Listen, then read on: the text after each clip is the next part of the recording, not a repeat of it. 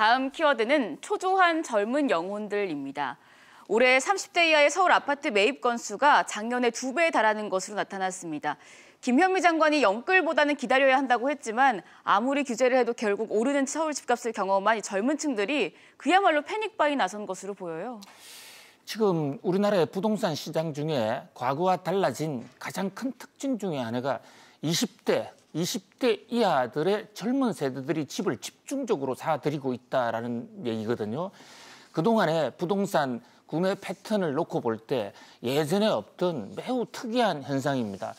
20대와 30대가 왜 집을 살까? 여러 가지 전문가들이 지금 분석을 하고 있는데 한때는 부모들이 이른바 금수저, 부모 찬스를 자식들에게 주기 위해서 집을 자식들한테 사도록 하는 것이 아닌가, 또 상속, 정여를 해주는 것이 아닌가라고 그런 지적도 있었습니다. 물론 그런 것도 없지는 않겠죠. 그러나 지금 집을 사고 있는 20대, 30대들의 그 통계를 직접 구체적으로 시장에서 지켜보면요. 네.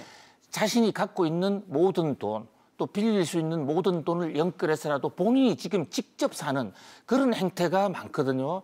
국민은행 통계와 지금 감정원 통계를 보면요. 지난달에 서울 아파트를 산 경우에 증가율로 놓고 볼 때는 20대 이하에서 가장 많이 증가했습니다.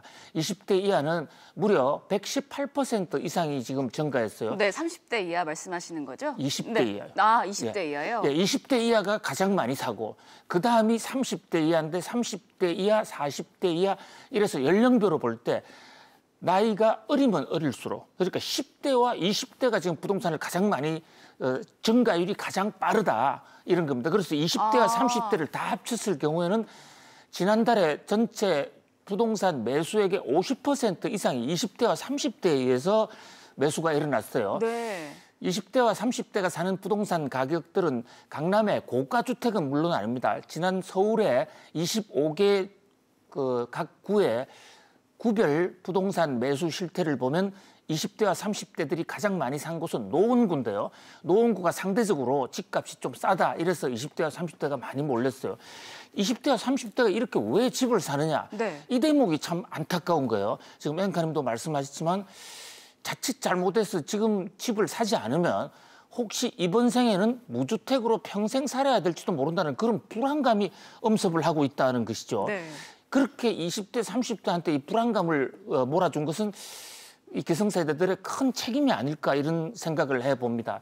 미국의 경우나 유럽 선진국 같은 경우에 보면 20대, 30대 집 사는 문제를 걱정을 거의 하지 않거든요. 네.